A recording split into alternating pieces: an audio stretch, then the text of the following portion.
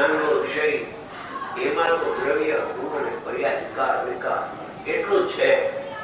એટલું વર્તુળ જુદું થઈ ગયું. વરથી આત્મા જુદો પડી ગયો.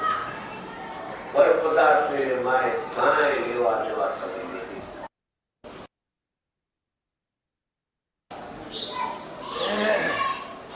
હવે એમાં એક ભેદ જ્ઞાન જો કરે, જીવમાં પરિણામ ઉત્પન્ન થાય. જીવની જોડે જીવથી ભિન્ન બીજા ક્ષેત્રમાં થાય છે. હૃદય ભેદ છે.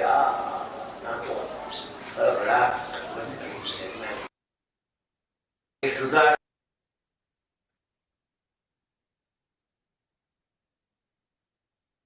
Okay, that should be that. પૂછ્યું છે, પૂછે એને આપે છે. ગુજરાતી બહુ બધા સાથે નથી.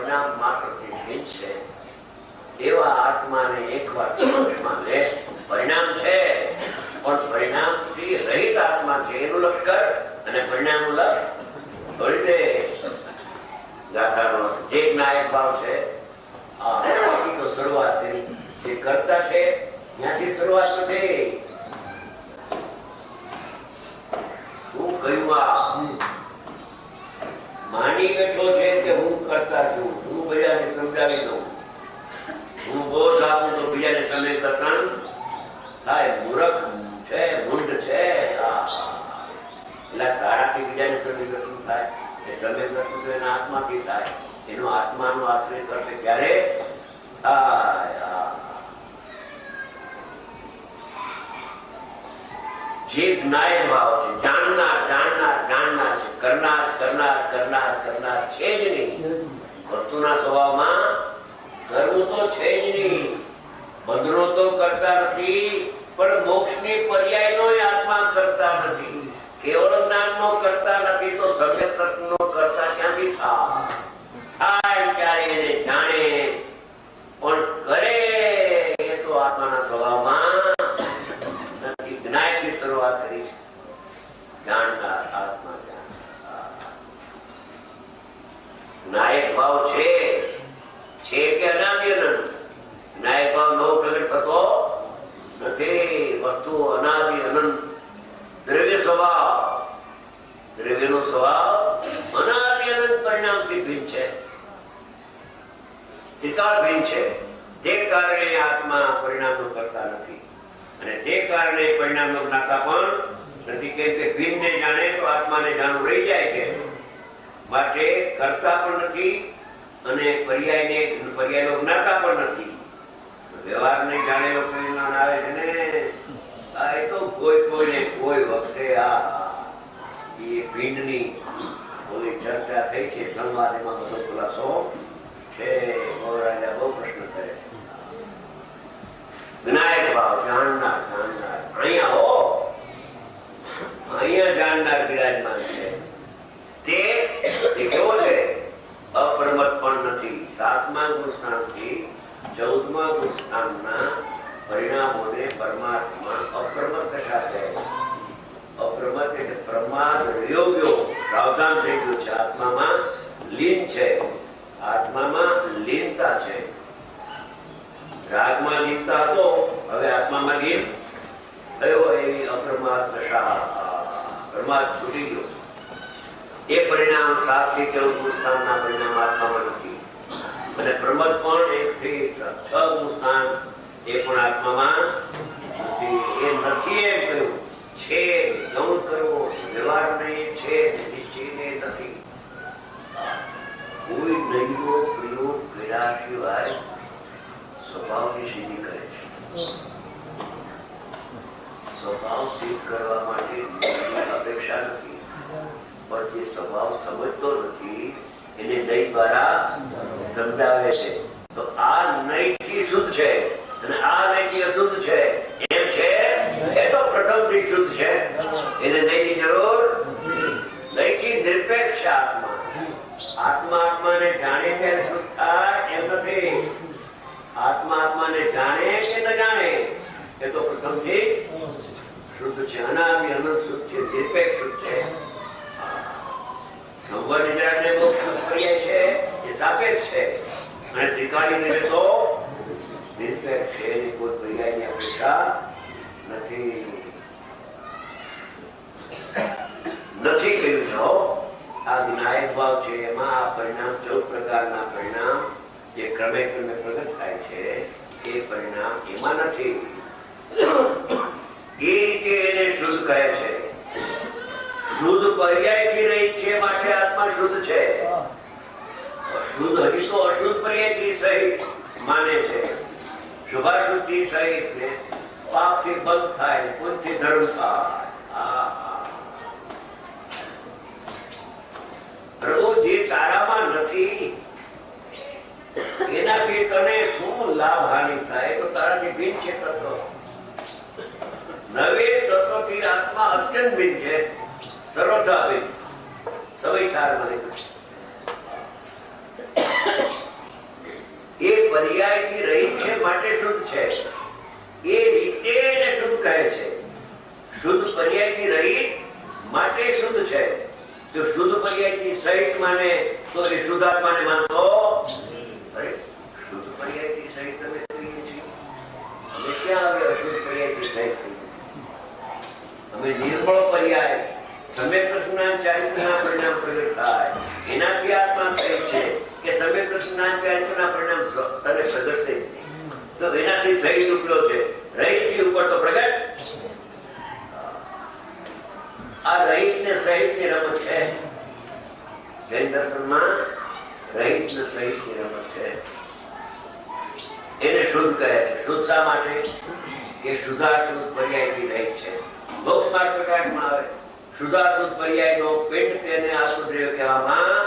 અરે એ તો પ્રવર્તન સાહેબ લખ્યું છે. એ સમયસાર ક્યાં છે? એ સમયસારમાં ક્યાં થતો મીડો? અરે સમયસાર તો રાખ. શુદ્ધાશુદ્ધ પર્યાયનો પિંડ તેને આત્મદ્રવ્ય કહેવાય છે. એ તો પદાર્થની સિદ્ધિ કરી, એમાં પ્રયોજનની સિદ્ધિ નથી. એ તો થોડું પણ હવે પૈસા કમાવાની પાછળ એવો પડી ગયો છે. અને એક રચકણ હારે તો લઈ જાશે નહીં. જીવતા દાન કરતો નથી. જીવતા દાન કરતો હારે પૈસો આવવાનો. પ્રભુ તું એક વખત આત્માને શુભાશુભ પર્યાયથી ભિન્ન પુષ્પાપથી ભિન્ન પુષ્પાપ મુલક છોડી દે. એ તારી ચીજ નથી. એ શુદ્ધ અને અશુદ્ધ પર્યાયથી રહી કે શુદ્ધાશુદ્ધ પર્યાયનો પિંડ એ આત્મદ્રવ્ય છે. ત્યાં દ્રવ્યની સિદ્ધિ કરી છે. અહીંયા જીવ તત્વની સિદ્ધિ કરવી છે. જીવ દ્રવ્ય જોવું ને જીવ તત્વ. જીવ દ્રવ્ય પર્યાયથી સહી છે. જીવ તત્વ પર્યાયથી આ વસ્તુનો સ્વરૂપ છે. હૃદયના ગાંઠીએ ગાંધી થઈ જાય. વક્તા થઈએ મોટા. આ એક બહુ જવાબદારી છે. એમ એક કરાય આ વિતરાગની ગાદી ઉપર બેસીને એમ છે નહીં. એને નુકસાન થાય. પેલા તો ભક્તાને નુકસાન થાય. શ્રોતાને તો એની યોગ્યતા હોય તો નુકસાન થાય. સમજી જાય કે ખોટો છે. બોલે નહીં થાય. મોટી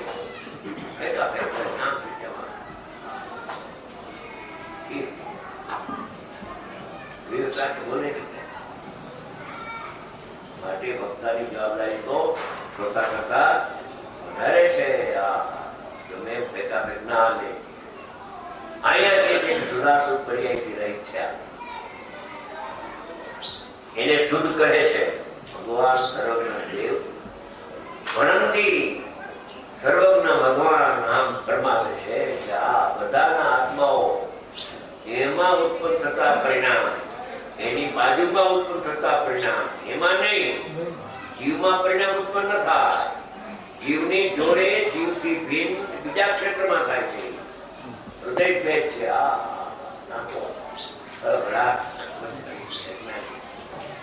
તો તોફાન જ કરે.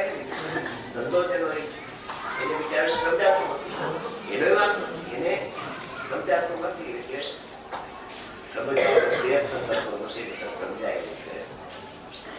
એને શુદ્ધ કહે છે આત્મા. પર્યાય માત્રથી ભિન્ન આત્મા માટે શુદ્ધ છે. વળી શબ્દ કહીને એક બીજો વિભાગ કેવો છે. જે શુદ્ધ આત્મા છે એ છે તો એને કોઈ જાણનાર જ્ઞાન છે કે નહીં? શુદ્ધ આત્મા છે તો એને કોઈ જાણનાર જ્ઞાન છે કે નહીં? કે હા એને જાણનાર જ્ઞાન છે. વળી જે જ્ઞાયકપણે જણાયો, જણાયો પણ હું કેવો જણાયો કે હું જાણનાર છું એવો જણાયો. હું કરનાર છું એવો ન જણાયો અને હું પરનો જાણનાર છું એવો પણ ન જણાયો. જોતો ખરા આની અંદર શું લીખું છે. વળી જે જ્ઞાયકપણે જણાયો, જ્ઞેયપણે જણાયો નહીં, જ્ઞેયના જ્ઞાનપણે પણ જણાયો નહીં, રાગપણે જણાયો નહીં, રાગના જ્ઞાનપણે પણ જણાયો, પણ જાણનારપણે જણાયો. જે જ્ઞાયક ઉપર ગયો તે જ્ઞાયક ઉપર ગયો તે જ્ઞાયકપણે અને જાણનારપણે. જ્ઞાતો શબ્દ છે જ્ઞાતો. જ્ઞાયકપણે જણાયો તે તો તે જ છે. બીજો કોઈ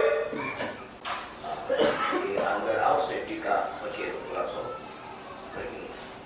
ટીકા જે પોતે પોતાથી સિદ્ધ હોવાથી કોઈથી ઉત્પન્ન થયો નથી, નહીં હોવાથી અનાદિ સત્તારૂપ છે, કદી વિનાશ પામતો નહીં હોવાથી અનંત છે.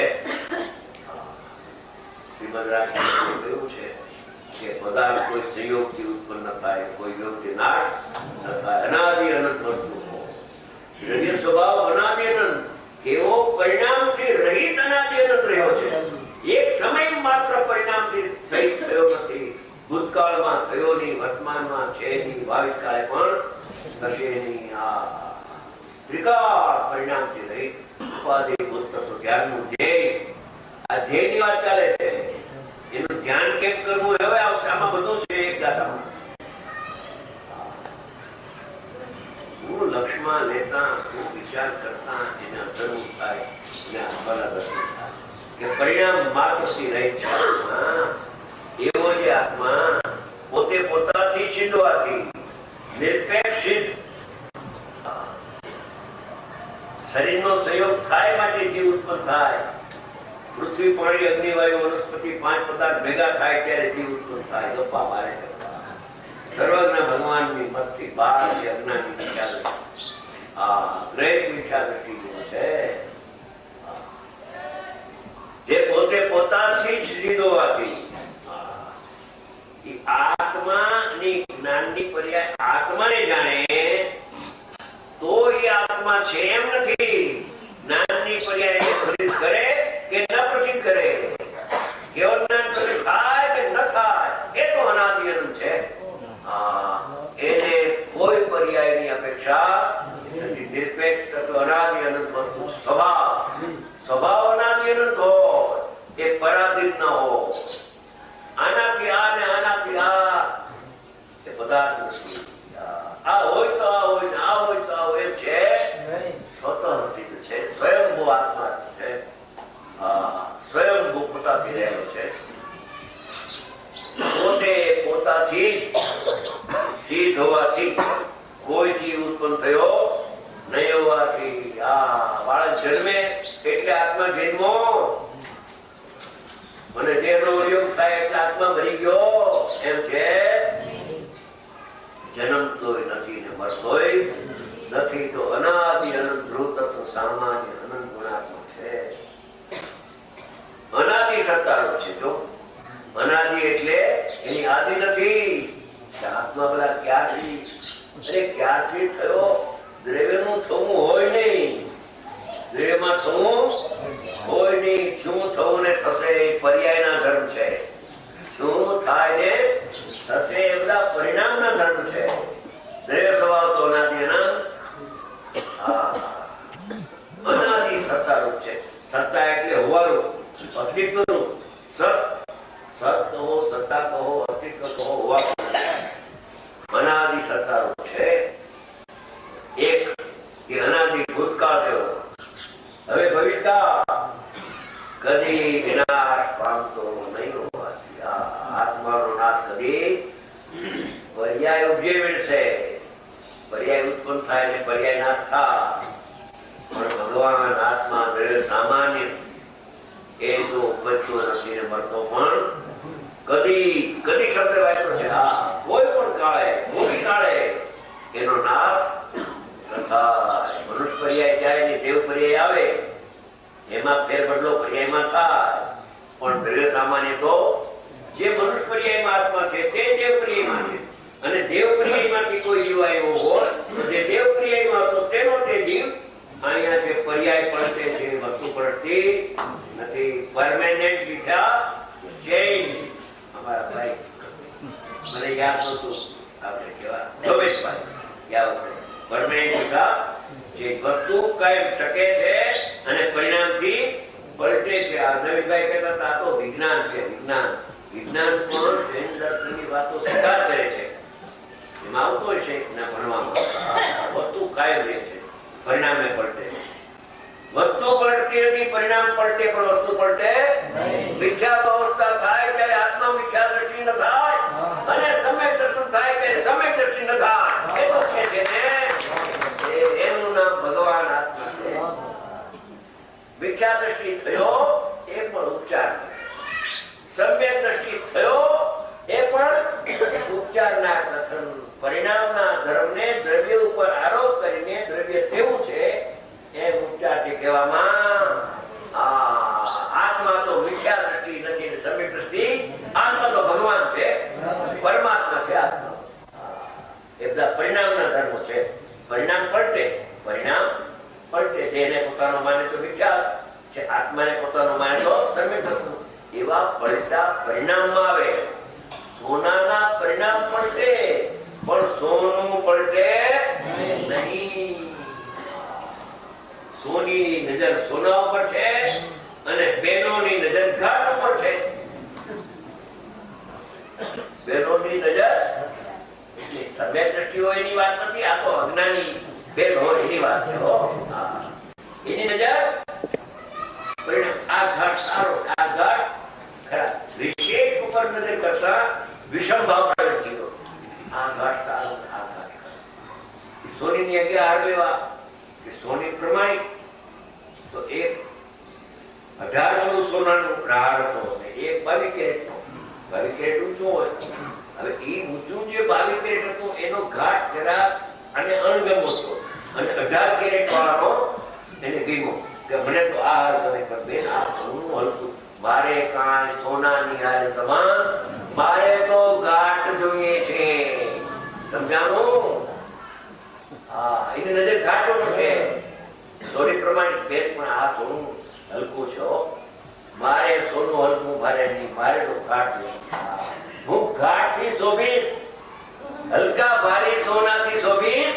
જોઈ લેજો પર્યાય પર દ્રષ્ટિ એની ઇષ્ટનિષ્ઠની કલ્પના કરે છે. આ હર્ષિકના જ્ઞાનના બે ભાગલા પડ્યા.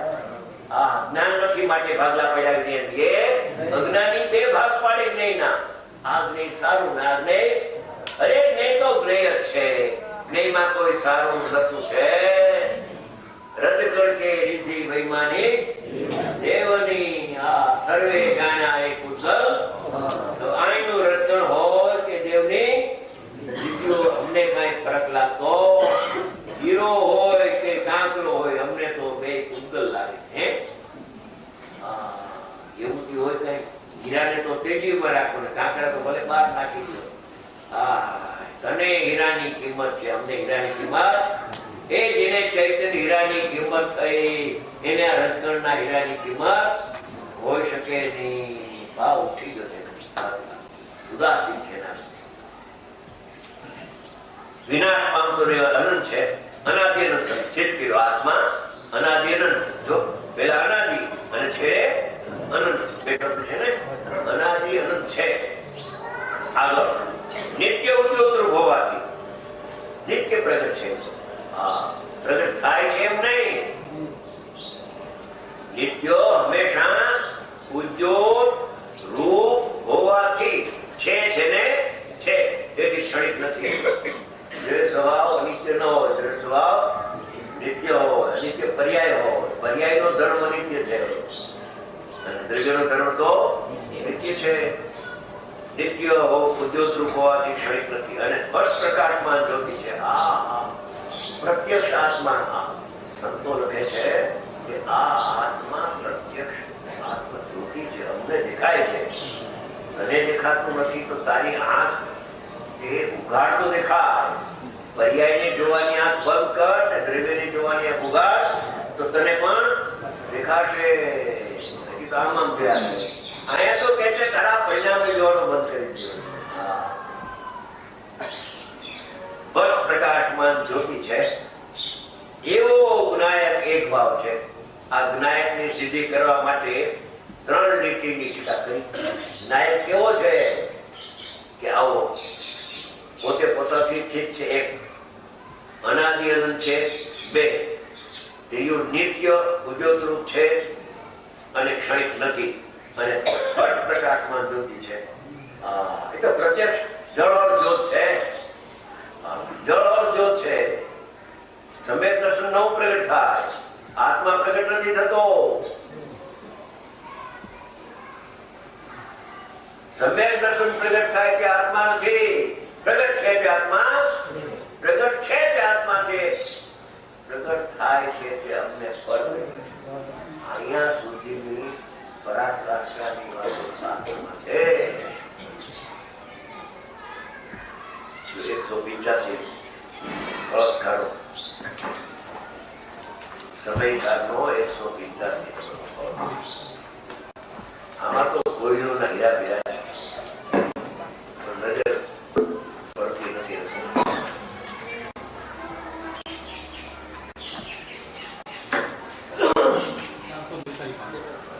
442.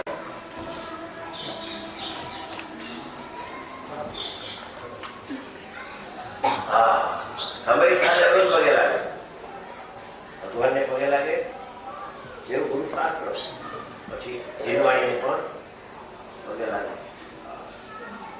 પણ એનું માને ઈ કે છે એ શુભ ભાવથી ધર્મ થાય કે ના થાય. હમણાં એટલી ભૂમિકામાં તો શુભ ભાવથી ધર્મ થાય બધા એક પ્રકારની વાત છે. અમારા માટે તો થોડો શુભ ભાવ હોય તો ધીમે ધીમે આગળ મેં પછી હવે ઈ ના પડે છે એને પગે રોગ લાગે અને એનું માને ઈ કે જે કોઈ પાપથી તારો આત્મા ભિન્ન છે તો ના એ તો ભલે એમાં લેખો છે પણ છેવટે કસંગીત તો ખરું ને.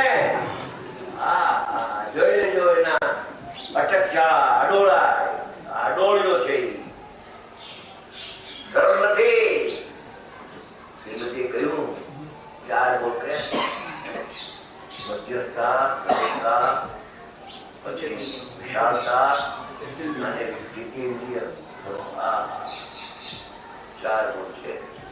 આ સરળ પરિણામી જે હોય ને, સરળ એટલે વિતરાગી સરળતા, જેમ સંતો કહે છે એની પાછળ ચાલી અને એ કહે છે સમજવાનો પ્રયત્ન કરવો જોઈએ તો સમજાય, ન સમજાય એમ નથી. શ્લોકાર્થ જો જેમના ચિત્તનું ચરિત્ર ઉદાત છે, જેમના ચિત્તનું ચરિત્ર ઉદાત ઉજ્જવળ છે એવા મોક્ષાર્થીઓ આ મોક્ષના ઈચ્છુક માત્ર મોક્ષ અભિલાષ માનાથી નહીં, ધનથી નહીં, મોક્ષાર્થીઓ આ સિદ્ધાંતને સેવન કરો કે આ સિદ્ધાંતનું સેવન કરો કે અમે કહીએ છીએ સિદ્ધાંત. સિદ્ધાંત એટલે શાસ્ત્ર નહીં. આ સિદ્ધાંતને સેવન કરો કે હવે સિદ્ધાંત કે છે શું સિદ્ધાંત છે? હું તો શુદ્ધ ચૈતન્યમય એક પરમ જ્યોતિ સદા છું. આ ક્યારની વાત હશે? હમણાંની વાત કરે છે. તો શુદ્ધ અશુદ્ધ બે નથી લીખું. શુદ્ધ પર્યાય નથી, શુદ્ધ દ્રવ્ય છે, વિકારી દ્રવ્ય. ચૈતન્યમય રાગમય નથી લીખું, ચૈતન્યમય લીખું છે. એક લેખું છે, અનેક નથી લેખું. અનેક પર્યાયનો ધર્મ છે, એક દ્રવ્યનો ધર્મ છે. પરમ જ્યોતિ, દેવજ્ઞાન જ્યોતિ છે. ભગવાન આત્મા પરમ જ્યોતિ છે. દેવજ્ઞાન તો જ્યોતિ છે પણ આગળ પરમ નથી. એ પરમ નું અવલંબન કરતા, પરમ જ્યોતિ નું અવલંબન કરતા કેવું જ્ઞાની જ્યોતિ નો ભડકો થાય. પરમ જ્યોતિ પછી જો આમાં કથન ચિત્તે ઉડાડી નાખ્યું સર્વતા. શું કહીએ જો સમ્યક એકાંતો દ્યોતક છે, કથન ચિત્ત નો નાશક છે, સર્વથા અમત છે, સર્વથા પરમ જ્યોતિ જ્ઞાનમય આનંદમય છે. સર્વથા હું તો શુદ્ધ ચૈતન્યમય એક પરમ જ્યોતિ જો પછી શું કહ્યું? સદાય છું. ભૂતકાળમાં પણ એવો, વર્તમાનમાં એવો અને ભાવિ કાળમાં પણ હું તો છું ને છું એવો નહીં. હું કોઈ દી રાગી થાઉં અને હું કોઈ દી મનુષ્ય થઈ જાઉં અને દેવ થઈ જાઉં એમ છે નહીં. હું સાધકે થતો નથી, હું તો ચીજ પણ થતો નથી. હું તો પ્રથમથી મુક્ત રહેલો સદાય શબ્દ છે ને, સદાય છું. અને હવે આગળ હવે આપણો વિષય આવે છે. અને સિદ્ધિ કરી પરમ જ્યોતિ. અને આ જે